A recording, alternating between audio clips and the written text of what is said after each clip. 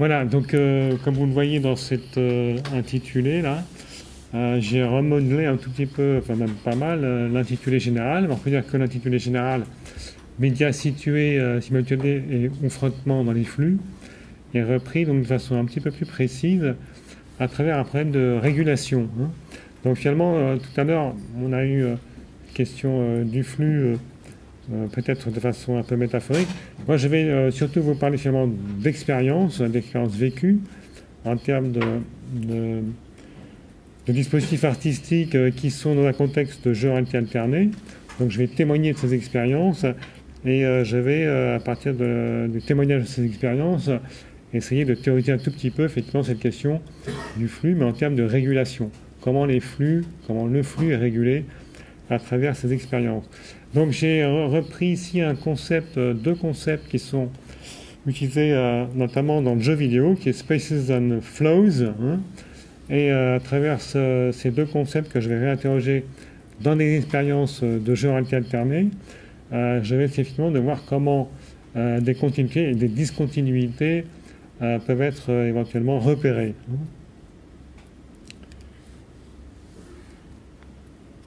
Donc, l'immersion vidéoludique que certains peut-être ont un petit peu vécu à travers des expériences tout simplement personnelles ou collectives. Donc, c'est certainement donc, un type d'immersion qui est le plus souvent analysé, utilisé. Et notamment, il y a ces deux concepts de Spaces and Flow qui sont assez fréquemment utilisés pour rendre compte de cette immersion vidéoludique. Donc ici, la notion de flow peut être précisée comme un état d'équilibre dans le jeu vidéo notamment, optimal entre les défis et les compétences du joueur. Donc les défis qui sont proposés au joueur et ses compétences. Space, par contre, donc, qui est associé évidemment à flows, est compris au plus simple comme le cadre dans lequel l'action se déploie. Plus avant, donc, qui signifie la qualité de présence de l'environnement dans lequel le joueur évolue. Alors, ces notions donc, se retrouvent dans un champ plus large, puisque effectivement, vous avez notamment un ensemble de rencontres, notamment qui se font régulièrement dans différentes parties du monde, de personnes qui s'occupent notamment d'urbanisme, de recherche en urbanisme, et dont ces colloques s'appellent donc Spaces and Flows. Et vous avez effectivement une revue qui est associée à ces rencontres internationales et qui tente de communiquer les expériences, surtout plutôt d'urbanistes ou de personnes qui s'occupent du domaine urbain autour de ces notions. Vous voyez que ça déborde effectivement la notion telle qu'elle est habituellement utilisée dans le domaine du jeu vidéo, et effectivement elle est utilisée dans le domaine notamment de l'analyse urbaine.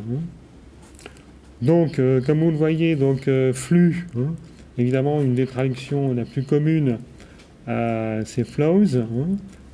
Donc c'est intéressant d'avoir effectivement la parité, en même temps le concept anglais qui est derrière. Et donc, simultané frottement, pour reprendre le titre initial, ça va être effectivement d'essayer de confronter ces deux concepts qui sont à la fois Spaces and Flows. Alors, simplement deux petits mots pour quand même rappeler le titre initial. Médias situés, donc c'était tout simplement, en plus simple, un média qui est produit en fonction d'un lieu et qui est reçu également en fonction d'un lieu particulier. Donc c'est pas un média effectivement comme on l'a effectivement dans les flux Internet qui est, absent d'une localisation particulière, sauf évidemment certains cas particuliers. Ici, donc, l'information donc, est embarquée quelque part avec l'utilisateur et cette information reçoit sa qualification, ses particularités de l'endroit d'où elle est émise et d'où elle est reçue. Donc vous avez effectivement ici des définitions en anglais qui tentent un tout petit peu de préciser notamment cette notion de médias situés. Alors, pour notamment les mobilités partagées, qui était aussi un des éléments du titre initial, donc c'est effectivement cette situation où notamment des personnes à distance ou des personnes dans des lieux différents, mais qui sont mobiles, partagent une information. Et ici, donc, dans la situation des mobilités partagées telles que je vais un tout petit peu les proposer, et notamment dans la situation artistique, évidemment, la situation de la communication d'un élément artistique, d'une documentation, va être modifiée par cette façon d'échanger l'information en mobilité.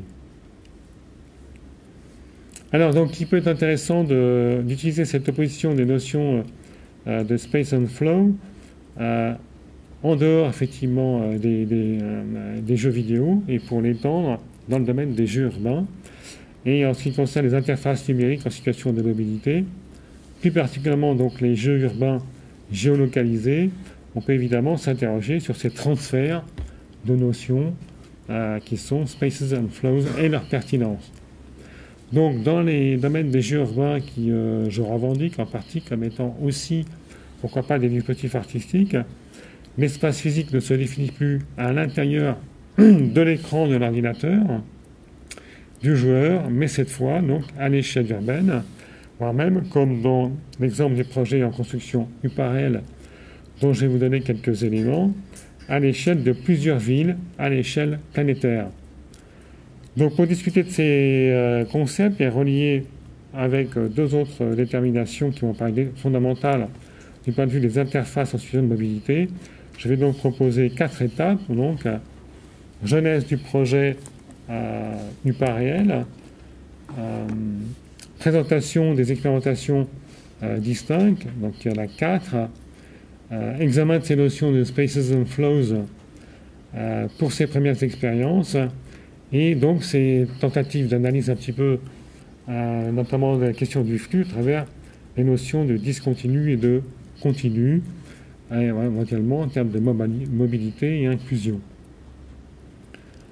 Alors, pour documenter donc ces expériences, assez rapidement, je vous présente ici un projet de jeu en réalité alternée. Donc, c'est un jeu qui met donc en connexion des joueurs à distance, dans des espaces distants.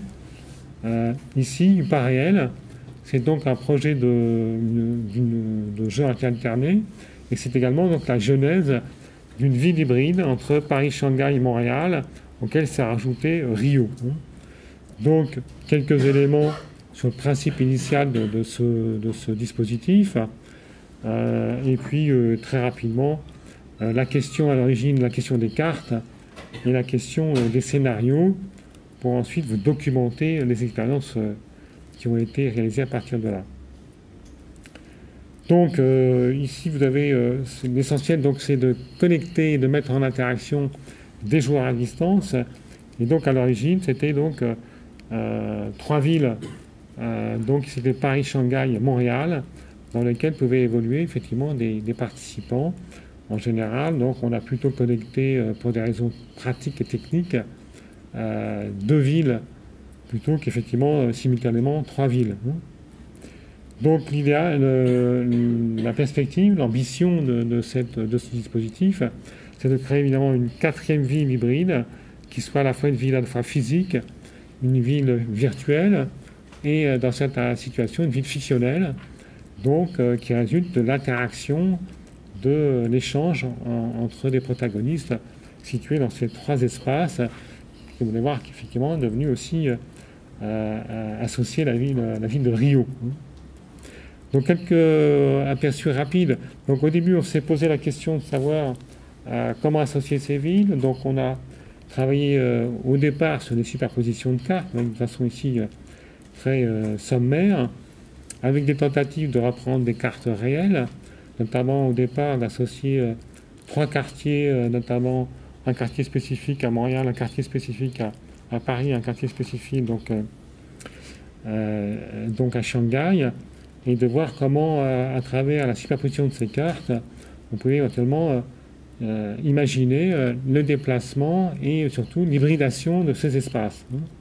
Donc ici, très rapidement, quelques exemples d'amélioration, disons, de réflexion sur ces cartes, avec notamment la question des points d'intérêt propres à chacun de ces quartiers. Pourquoi des points d'intérêt? Parce que c'est des points d'intérêt qui étaient des points d'intérêt communs, comme des cafés, des parcs, des gares, etc., qui permettaient de générer éventuellement des interactions entre les participants à partir de points communs. Donc là, vous voyez très rapidement, ici, il y a une superposition des trois quartiers de Bund, de Bercy et du Vieux-Montréal, qui sont associés ici en termes de points d'intérêt.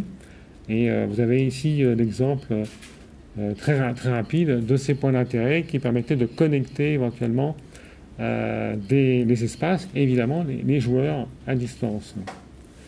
Donc le terme de joueur, effectivement, est un terme, j'en profite pour dire que c'est un terme un peu abusif. Pour l'instant, les questions proprement ludiques sont un petit peu, comment dire, mises entre parenthèses. Et ce qui compte, c'est surtout l'interaction, c'est surtout la participation. Donc, autre modalité de carte très rapide, donc plutôt que de superposer des cartes ici, on a envisagé effectivement d'hybrider ces espaces à partir d'une forme de puzzle, hein, où les quartiers étaient répartis ici sous forme de différents endroits. Donc là, on a effectivement encore un petit exemple ici assez bref de connexion de ces trois quartiers avec des points de passage, notamment dans la perspective, notamment ici principale, que ces participants à distance, ces joueurs à distance, en collaboration et à construire la carte du pas réel, donc construire la carte de ce rassemblement, de ces trois quartiers, ici Paris, Shanghai, Montréal. Donc c'est bien joli d'avoir des scénarios, d'avoir effectivement une ambition en termes d'hybridation de villes distantes, à la fois du point de vue physique, virtuel et fictionnel. En même temps, donc évidemment, il faut faire vraiment interagir les personnes à distance et donc il faut trouver des outils pour les faire interagir. Donc c'était effectivement la deuxième étape importante. Et donc c'est justement les 4 projets que je vais, enfin plutôt les 4 tentatives que je vais documenter rapidement pour essayer de les analyser en termes de flux. Donc la première que j'ai appelée, enfin qu'on a appelée simplement Paris-Montréal. Une deuxième Adagio qui est un protocole audio, donc un autre dispositif essentiellement audio entre Shanghai et Paris. Trajectoire, c'est également un protocole audio mais associé avec la question des cartes. Et enfin, donc, un 4e type d'expérience qui permet aux interacteurs, participants, de construire des cartes simultanées. Donc, construire une carte ensemble. Donc, dans le premier dispositif, vous voyez ici un exemple de ce que peut avoir le participant, qu'il soit à Paris ou à Shanghai, mais évidemment, ça va être de façon inverse. Donc, celui qui est à Paris a sur son smartphone, avec la Skype en caméra arrière, la vision que a son protagoniste à Montréal. Et donc, inversement, celui qui est à Montréal a sur son smartphone la vision donc, parisienne. Donc, ça va être effectivement une interconnexion des participants. Et donc, ils vont pouvoir évoluer dans ces deux villes distantes en ayant à la fois, évidemment, l'environnement physique dans lequel ils sont, par exemple Paris ou Montréal, mais en même temps, en direct, les images du protagoniste qui sont dans la ville distante. Donc je vous montre rapidement ici, j'avais prévu 3 quarts d'heure, donc ça va être un peu plus difficile. Alors pour vous expliquer rapidement, donc ici l'expérience, donc c'est un guidage réciproque qui se produit, donc celui qui est à Montréal va indiquer à celui qui est à Paris où il faut aller, à droite, à gauche, devant, derrière. Et réciproquement, normalement, dans un deuxième temps, celui qui est à Montréal, enfin qu'importe, va indiquer les directions à prendre. Donc ce qui va se produire assez vite dans le dispositif, c'est qu'en fait, ils n'auront plus besoin de se guider en termes vocal, mais il suffira tout simplement de suivre les mouvements de l'appareil de celui qui est à distance. Et en fait, il va y avoir une fluidité, si je peux me permettre de dire ça, dans les mouvements donc, des protagonistes qui n'auront plus besoin des instructions audio quelque part pour se guider. Donc voilà un petit peu. Donc ici vous avez le participant à Paris. Là on entend plus fort.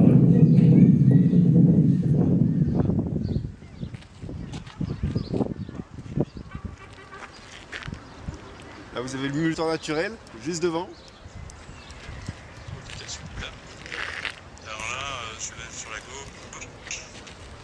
Ouais, là, je suis sur la gauche, là.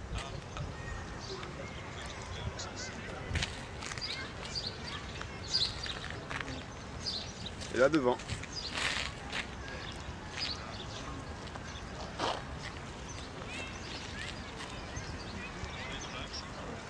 Ouais, j'y suis.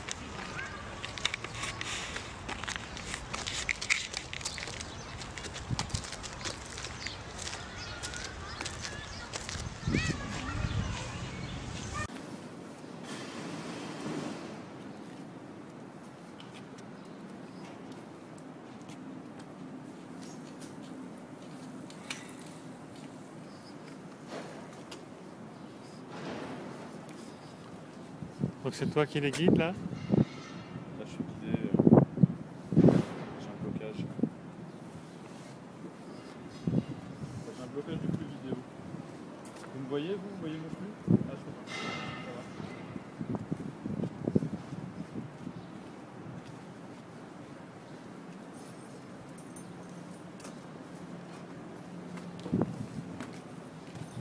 Toi t'as pas guidé, hein, t'as suivi, c'est ça, hein? J'ai plutôt suivi, ouais. Ouais. J'ai demandé 2-3 fois de faire des pompes panoramiques. Là c'est toi qui guides, Xavier, c'est ça?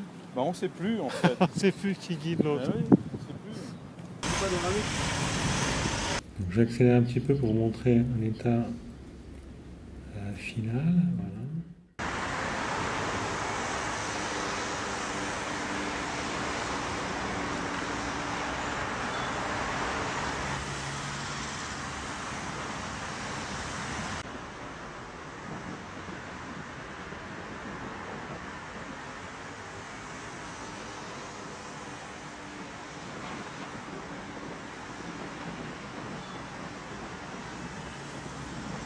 Voilà, donc à travers ce raccourci un petit peu des deux protagonistes, vous avez effectivement un moment qui est assez intéressant, que je suis obligé d'aller vite parce que sinon je ne pourrais pas tout montrer, où le panoramique qui est fait à Montréal, celui qui est à Paris a l'impression de recevoir effectivement comme s'il faisait le panoramique directement à Paris et inversement. Donc les mouvements finalement des appareils, le mouvement des marcheurs, qui prend un peu la forme d'une dérive, on a évoqué tout à l'heure notamment Debord, et vous savez qu'avec Debord, la question des dérives urbaines est une chose essentielle. Donc évidemment, ici, on n'a pas seulement une dérive, on a surtout une interconnexion entre les participants. Et vous comprenez tout de suite que la question des flux est essentielle. Donc le flux audio, le flux d'image, le flux audio, le flux d'image, par moment, est effectivement parfaitement en adéquation. Par moment, le flux, effectivement, peut donner des informations en termes audio qui sont différentes, éventuellement des informations qui sont les informations visuelles. Hein. Alors, ça c'est un premier exemple donc d'interconnexion avec un outil très simple que tout le monde peut avoir, qui est Skype sur son téléphone. Je vous montre ici un deuxième protocole, cette fois qui n'utilise que la médiation audio. Avec deux personnes situées à des milliers de kilomètres d'ici, vous allez dessiner une interzone entre trois villes, Paris, Shanghai et Montréal. Durant cette expérience, vos pieds et vos mains seront vos yeux. Vous allez dessiner cet espace par vos déplacements et vos mouvements. Orientez-vous vers le nord. Vous pouvez vous aider du soleil en fonction de l'heure de la journée ou de la boussole sur l'écran de votre mobile.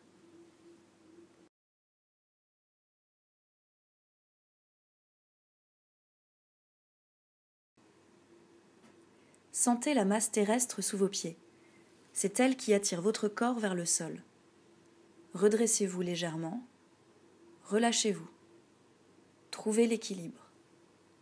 Nous allons faire quelques pas. À mon signal. 1, 2, 3, 4. Bon, voilà, donc c'est une petite vidéo que vous pouvez voir sur Internet si vous le souhaitez. Donc ici, ce qui est important, c'est que les protagonistes reçoivent également les mêmes informations au même moment. Ils sont évidemment situés l'une à Shanghai, l'autre à Paris.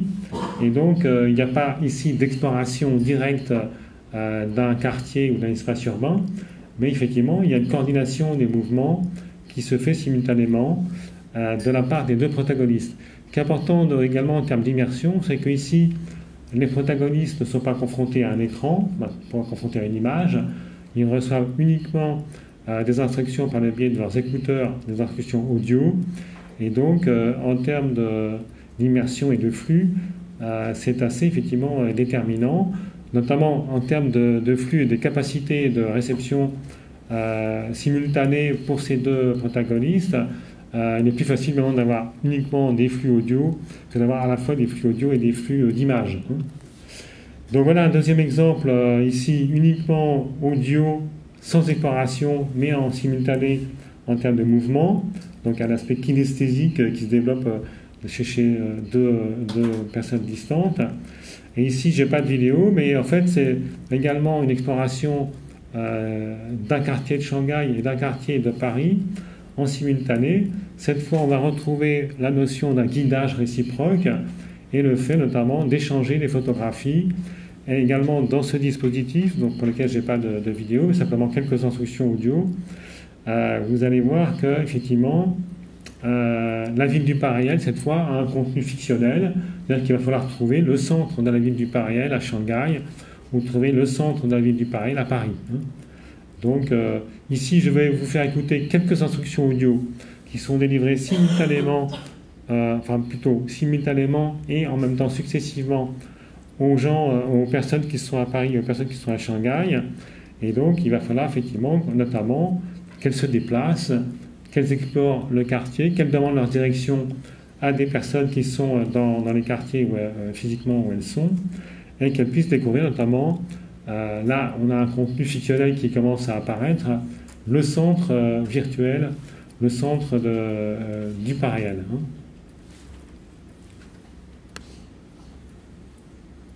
Ne vous fiez pas à votre environnement. Vous vous trouvez désormais à Uparel, une ville qui vous est inconnue. Vous jouez connecté avec un binôme se situant à 8000 km de vous. Vous découvrez la ville en même temps que lui. Passez à la consigne suivante. Placez-vous en face du passage piéton le plus proche. Prenez ce passage piéton en photo. Traversez le passage piéton. Passez à la consigne suivante. Bon, voilà, donc évidemment, on a l'impression ici que les consignes sont distribuées de façon régulière. Elles ne le sont pas du tout, puisqu'il faut que les marcheurs, notamment, atteignent un objectif. Et donc, quand ils ont atteint l'objectif, un passage piéton, un parc, seulement ils peuvent passer à la consigne suivante. Donc, il y a également une chose très importante pour hybrider les espaces, c'est que les protagonistes vont demander à des Uparéliens, on les appelle les Uparéliens, soit à Shanghai, de leur donner la direction pour aller à tel endroit, ou à Paris, effectivement, de leur donner des indications pour atteindre un autre endroit. Et ils vont pouvoir effectivement échanger, notamment les photographies et les directions entre ces personnes. Donc prenez-vous en photo avec cette personne, ça fait partie des instructions possibles. Envoyez cette photo à votre correspondant. Donc on a effectivement en direct, avec effectivement une alternance, la possibilité de recevoir, souvent il faisait nuit à Shanghai, il faisait jour à Paris, des images du quartier ou des Uparéliens, c'est-à-dire ceux à qui on a demandé la direction. Alors là, pour une petite histoire, donc ici, par exemple, vous avez, à la suite de ce guidage, de cet échange entre les protagonistes, la découverte, effectivement, du centre du Pas-Réel, qui est photographié ici, évidemment, de façon un peu anecdotique, mais qui est, en principe, le centre du Pas-Réel, donc de la ville virtuelle, qui est la somme des deux villes distantes, voire des 3 ou 4 villes distantes. Donc, dans le dispositif fictionnel et virtuel, notamment, on vous dit que le centre du Pas-Réel est une forêt pleine d'espèces endémiques. Et voilà une photo qui témoigne de ces espèces endémiques. Alors, dernière expérience que je vais vous documenter avant d'analyser un petit peu théoriquement la question des flux. L'expérience Paris-Rio. Donc, dans tous les cas, ici, on va retrouver l'importance d'avoir des smartphones qui sont effectivement des appareils qui permettent d'échanger et d'interagir à distance. Et ici, ça va être notamment à partir de tracés géolocalisés qui vont être des tracés en direct. Donc je vais voir à la fois sur mon smartphone mon déplacement et je vais voir effectivement le déplacement d'une ou plusieurs personnes dans les villes distantes. Donc pour ça, donc, finalement, il y a une superposition des cartes qui est faite sur un serveur et donc on a effectivement de façon géolocalisée les directions qui sont produites notamment à la même échelle dans les deux cas. Donc j'insistais sur le fait d'avoir ces deux smartphones puisque là on va retrouver en termes d'immersion la contrainte, notamment la contrainte visuelle des images. Donc quelques exemples ici, notamment avant l'émission de photographie, de tracés qui sont des tracés en superposition, en adéquation, en recouvrement. Ici, mettons, l'ajout effectivement d'un troisième marcheur dans le dispositif. Alors, je vais vous montrer rapidement, sortir de ça.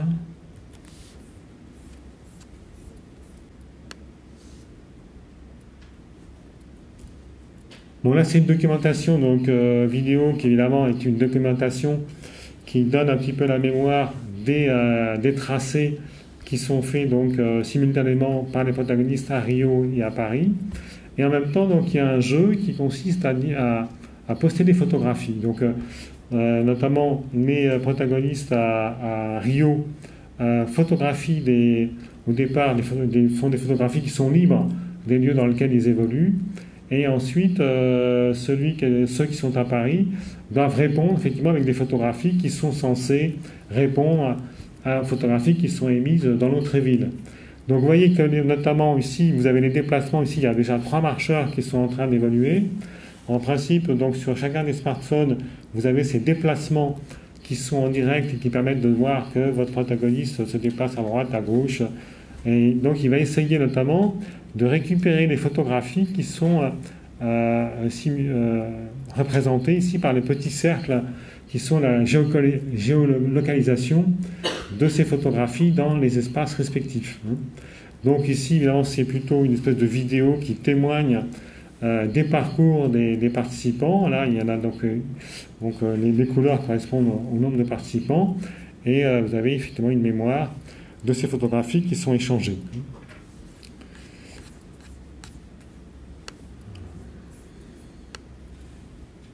Est-ce que vous pouvez penser conclure d'ici Ouais. 5 minutes D'accord, ok. pour qu'on garde le temps d'un petit échange avant de se Ouais. dérouler.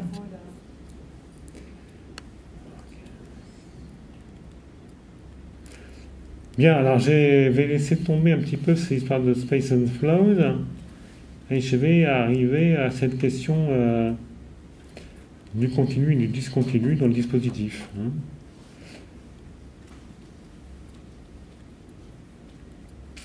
Alors, la situation, effectivement, pour quelqu'un qui vit ces expériences, cette situation, effectivement, qui va notamment mettre en rapport des flux qui sont continus et discontinus.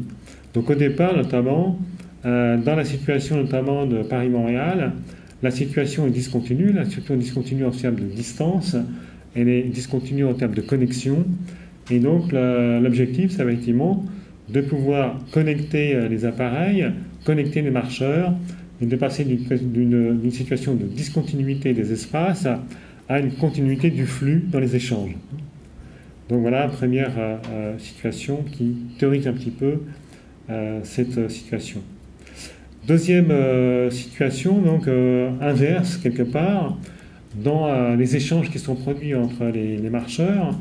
Donc une fois que le continu se développe, que le flux des images, que le flux du son, est produit, que l'interaction se produit, il peut effectivement se produire un événement qui est discontinu.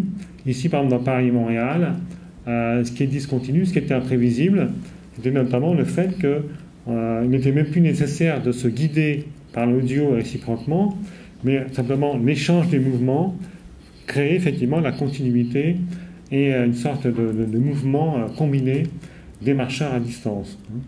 Un deuxième exemple, donc je n'ai pas le temps évidemment de vous montrer, dans Blast Theory, qui est effectivement des artistes et des anglais, donc qui font effectivement des dispositifs de jeu alternés.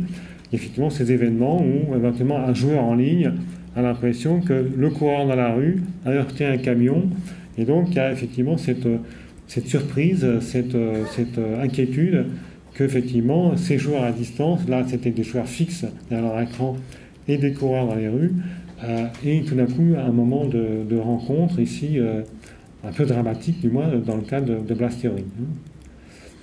Alors, donc ici j'ai complexifié un tout petit peu le dispositif dans ce jeu d'inclusion continue-discontinue. Et ici, donc, j'ai proposé effectivement la situation du flows, du flux, dans ce schéma qui est effectivement un schéma qui va articuler discontinu, continu et continu. Donc, quand il y a effectivement cette situation de continuité qui se redouble, la situation du flow se met en place, et on peut effectivement notamment avoir comme exemple, notamment à travers notamment le flux audio, la question de Adagio qui était proposée de façon très rapide en termes d'exemple. Alors, la notion de spaces, c'est là que peut-être qu'il y a une discussion qui est peut-être un peu plus théorique et intéressante à discuter.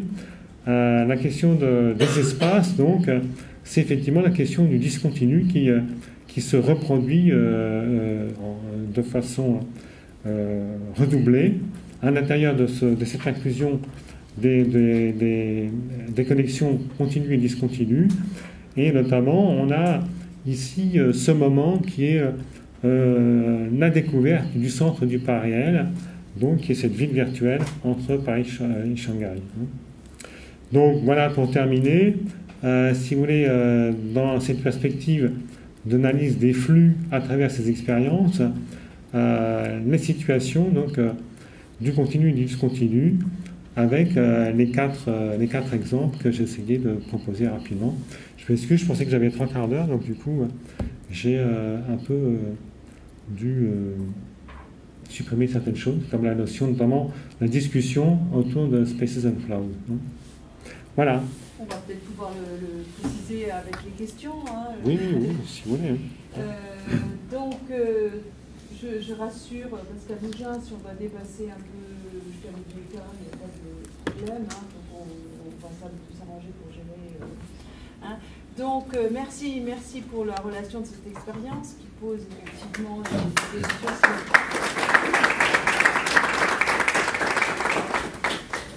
Donc, il y a des questions ? Restez ici. Ok. Donc, merci pour la relation de cette expérience. Donc, qui a été commencée, donc à quel moment ça fait? Ça a été commencé il y a 3 ans. Ouais. D'accord, donc avec des partenariats d'universitaires Oui, avec des partenaires universitaires, avec également une petite entreprise qui fait beaucoup de géolocalisation et de dispositifs de connexion de personnes à distance, qui est une entreprise qui s'appelle Orb, et notamment Xavier Boissari, que vous voyez au début dans l'échange Paris-Montréal. D'accord. Alors, pour ma part, j'ai pas entièrement compris cette affaire de continu, discontinu. Enfin, bon, moi, j'aurais besoin que vous je comprends pas bien ces schémas, finalement. Donc, ma question pourrait porter là-dessus. Mais peut-être qu'il y a d'autres questions dans la salle. Peut-être que vous pourriez m'éclairer un peu plus, alors, oui, bien sûr, tant qu'arrivent d'autres questions. Donc, je reprends le premier cercle qui est à gauche, à gauche pour moi, à gauche pour vous. Donc, quand vous faites l'expérience, vous avez effectivement un problème de connexion à distance. Donc, il s'agit de connecter les appareils, et effectivement, vous n'avez pas automatiquement, notamment dans l'échange avec Skype en marche arrière, sur votre smartphone, la connexion avec celui ou celle qui est à distance. Donc vous passez effectivement d'un espace qui est discontinu d'abord en termes d'espace, puisque effectivement entre Paris et Montréal, il y a 6000 km, et notamment une des perspectives de ce travail, c'était d'hybrider des espaces qui étaient des espaces distants. Donc on passe d'une situation qui est discontinue en termes d'espace physique, on passe d'une exposition qui est discontinue en termes de connexion des appareils, donc il faut qu'on ait effectivement la connexion avec l'appareil existant, à un deuxième moment, qui est l'objectif évidemment, qui est dans une situation de continuité, où on va pouvoir se guider réciproquement, et voir mieux, donc on va pouvoir à un moment donné, même plus avoir besoin de se guider par l'audio en disant il faut aller droit là, il faut aller ici, il faut aller à gauche, il faut aller à droite, avec l'impossibilité qu'à un moment donné, évidemment, si celui qui est à Montréal me dit d'aller tout droit et que je ne peux pas aller tout droit parce qu'il y a un mur en face de moi, je vais effectivement confronter effectivement ces espaces physiques distants. Donc je parle d'une situation discontinue et façon continue. Donc évidemment c'est un schéma théorique, c'est-à-dire que je ne peux pas non plus simplifier uniquement en disant Paris-Montréal c'est uniquement du continu vers du discontinu vers du continu. En fait, je vais essayer simplement de montrer à travers ces différents schémas comment l'articulation du continu et du discontinu peut se concevoir effectivement de façon presque logique. C'est-à-dire que dans le deuxième cas, j'ai inversé la situation et l'expérience réelle. Donc c'est pas seulement un schéma théorique, c'est-à-dire c'est l'expérience vécue de la part des protagonistes. Donc où là, je suis dans le flux, donc je suis passé à la deuxième étape, et il se passe à un moment donné quelque chose qui est un événement. Et cet événement, ça peut être effectivement la découverte du centre du pas réel, ou par exemple, effectivement, tout d'un coup, le fait qu'il n'est même plus nécessaire de se guider par l'audio. Donc dans les schémas qui suivent, donc c'est de nouveau la réarticulation plus complexe de ce dispositif, où cette fois, en partant du discontinu, je vais articuler deux fois du continu, notamment dans le dispositif que, par exemple, on peut éventuellement illustrer avec Adagio. Et ici, ça m'intéresse parce que je pense que la question du flux peut être illustrée à travers cet exemple. Et la question qui est peut-être un peu plus délicate théoriquement, c'est de concevoir dans l'opposition Spaces and Flow la question de l'espace, notamment, comme le redoublement du discontinu à partir d'une situation qui est continue. Donc, si vous voyez, c'est une analyse un petit peu théorique, mais en même temps, ce qui est derrière ça, c'est véritablement une expérience concrète de l'interaction que je vais tenter un tout petit peu de théoriser, sachant qu'évidemment, chacune des expériences, à la limite, peut recouvrir l'ensemble de la situation, des deux situations qui sont les situations médianes, donc à partir de 1, 2, 3 et 4. 3 et 4, effectivement, peuvent se retrouver dans les différentes expériences qui ont été tentées. Voilà. J'ai une question. Merci. Alors, vous avez pas... Oui, ça marche, parce que c'est l'enregistrement qui est fait par nous. Ah, d'accord. Et pour ce qui est de vous faire entendre, c'est pour vous de... D'accord, pas de problème alors. Donc vous avez parlé de rendre visible la question de l'espace, là il y a quelques secondes, et je me posais la question d'application concrète ou envisageable que vous voyez pour ce projet et du rapport entre le continu et le discontinu, par rapport justement à ce que vous avez fait. La question d'application ? Oui. Donc ici, vous avez 4 exemples qui sont 4 applications qui permettent d'envisager 4 types d'interactions entre des personnes distantes. Et l'objectif premier, c'est de faire interagir des personnes distantes. Et deuxièmement, d'hybrider des espaces qui sont distants.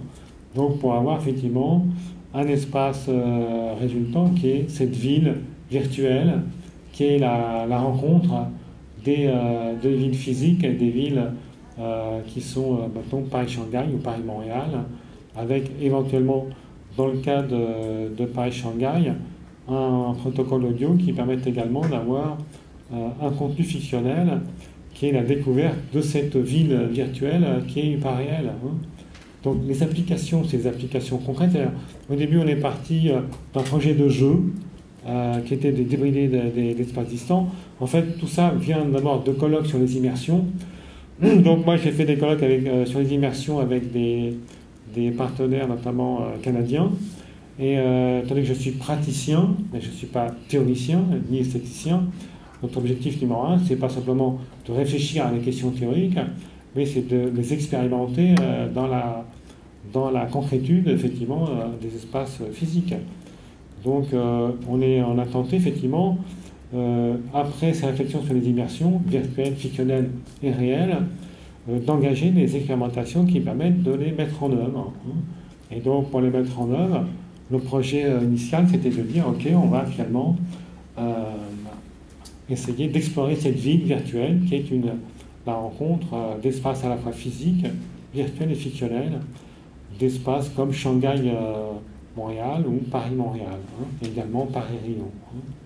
Je ne sais pas si j'ai répondu à votre question, mais les applications, c'était en fait, la perspective, c'est une perspective de jeu en réalité alternée, mais qui également a l'ambition d'être, pourquoi pas, autant un dispositif artistique, comme chez Blastery ou Remote Protocol, Rimini Protocol, qui également sont des gens qui viennent du cadre participatif et qui ont cette ambition de développer, plutôt d'étendre le théâtre au niveau de l'espace urbain. Merci beaucoup. Oui, c'est une expérience. Alors, excuse-moi. Donc j'essaye aussi de comprendre ça, de voir un peu ce jeu entre le discontinu et le continu. Alors, ce que je repère, moi, c'est une sorte de situation un peu paradoxale aussi. Le paradoxe entre l'espace et le temps. Donc on est dans un espace, on est aussi avec quelqu'un on est dans un même temps, mais pas dans un même espace. Et ce qui se crée physique. Ce qui se crée donc c'est un troisième espace, représenté par la photographie là, du centre du pas-réel, c'est assez drôle de voir qu'une photographie du coup ne peut pas être instrumentalisée comme elle l'est habituellement, parce que ce centre-là devient quelque chose d'abstrait, bien qu'il soit parfaitement concret, et ça devient fictif. Donc il y a aussi un usage de la photographie, je trouve, qui peut être intéressant à l'intérieur de ce jeu, peut-être dans le rendu qu'il peut y avoir de ces expérimentations, parce que là on voit des situations concrètes, mais on peut imaginer qu'au-delà des plans, il peut aussi y avoir des visites virtuelles de cette ville qui soient faites à partir de sons et d'images parfaitement reconnaissables. Vous avez dit dans Paris-Rio, il y a également un échange de photographies, donc qui a été fait de façon un petit peu informelle. C'est-à-dire qu'au départ, ceux qui étaient à Rio, ceux qui étaient à Paris, avaient le choix de photographier 2 ou 3 choses librement. Et ensuite, ceux qui étaient dans l'espace distant recevaient ces photographies et essayaient effectivement de trouver dans l'espace dans lequel ils étaient une photographie qui pouvait répondre à la photographie qui avait été mise dans l'espace distant.